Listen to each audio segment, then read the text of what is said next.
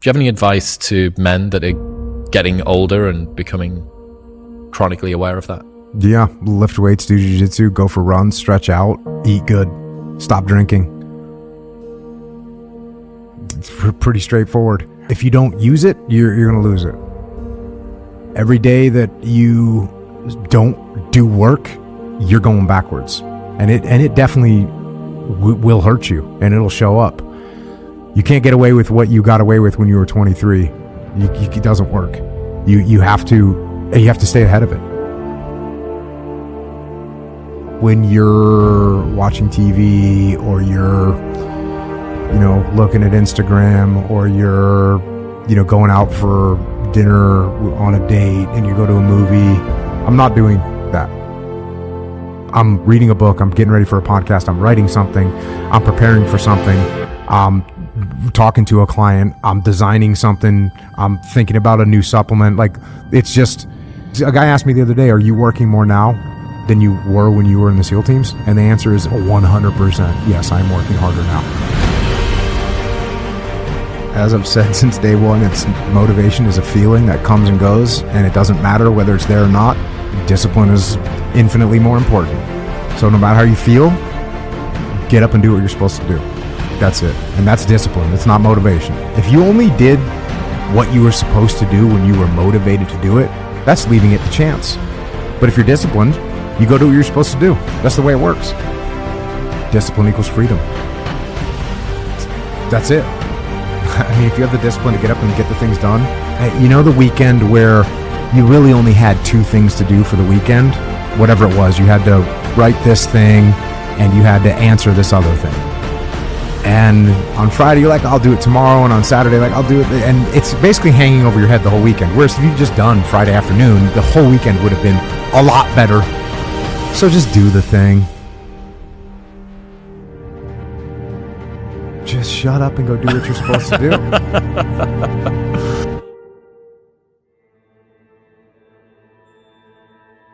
What would you say are the commonalities between the best BJJ athletes and the best special forces operators that you've worked with?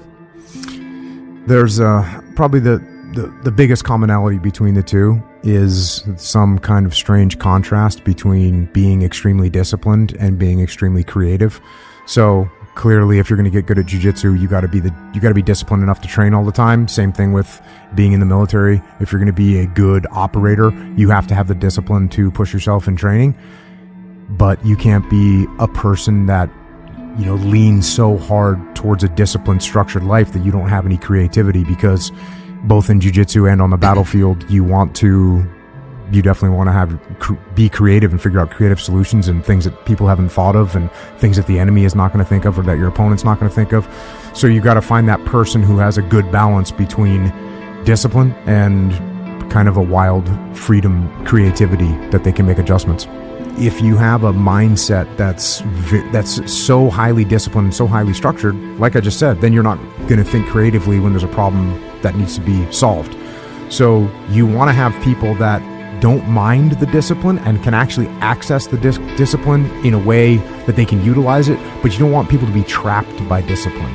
And it's the same thing in jiu-jitsu. If you have someone that only knows how to do a certain move and they can't think creatively about other ways to employ that, it's not that they're not going to be good, because they are going to be good, but they're going to reach limitations. And one of the interesting things in the SEAL teams is we didn't have, especially when I was coming up, we didn't have any doctrine whatsoever. There was no written doctrine of any kind. So everything that you learned was word of mouth. You learned from the guys that went before you. And that meant if the guys that went before you didn't really know what they were doing, you're probably learning a bad way. And if you didn't think objectively about it, then you might follow someone down a path that doesn't make any sense. So you ended up with a bunch of guys in the SEAL teams that were pretty open-minded, and they could kind of look at problems and figure out how to solve them. In the Army and the Marine Corps, they have doctrine for just about everything. This is how you do a raid. This is how you conduct an ambush. They had written doctrine for this. So if you didn't know how, you could just look at a book, which is actually a huge benefit for them. Because if I'm a new platoon commander and I don't know how to do an ambush, I can just look at this book and I can learn how to do it. And so there's some huge benefits to having a very disciplined doctrine that you can follow. But that's one of the odd advantages of the SEAL teams, is that since we didn't have any doctrine, we had to be a little bit more free thinking, and that made us a little bit more adaptive in some situations. So it's just like anything else. Your strength can be your weakness can be your strength, and you have to be aware. And if you're aware that it's a strength, and if you're aware that it can also be a weakness, and if you're aware that it's a weakness and you're aware that it can also be a strength, then you can probably optimize the way that you're going to think, which is pretty beneficial. A guy asked me the other day, are you working more now than you were when you were in the SEAL teams? And the answer is 100%. Yes, I'm working harder now. You know, I should say I'm working more, because I'm working more time. No weekends, no evenings, really. Luckily for me, I like what I do. You've managed to align what you want and what you want to want.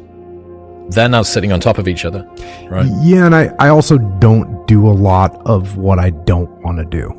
And my partner at Echelon Front, Leif Babin, pointed this out to me like a year ago. He was doing some stuff that he didn't want to be doing. And, you know, he said, I've got to do this and I've got to do this. I said, why are you doing that? And he said, well, what do you mean? I said, get someone else to do that.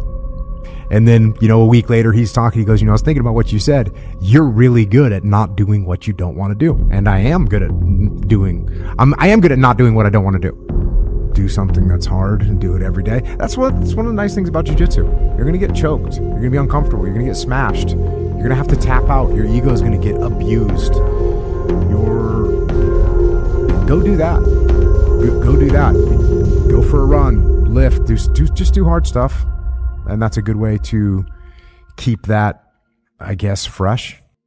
Look, if you take any idea and you take it to an extreme, then that idea is going to become bad. I mean, even the idea of extreme ownership, if you take it to an extreme where you're, as you pointed out earlier, you're blaming yourself because your daughter got a disease, or you're blaming yourself because your husband is abusing you. Like, there's a point where you think anything go too far, and take it to an extreme. It can become pretty silly or funny depending on how you take it. But for the most part, you're going to run into challenges in life, and if you curl up into a ball and complain about it, that's not going to help you. And if you say, okay, cool, good, here's some adjustments I can make to move forward, that's going to be a better move than cowering.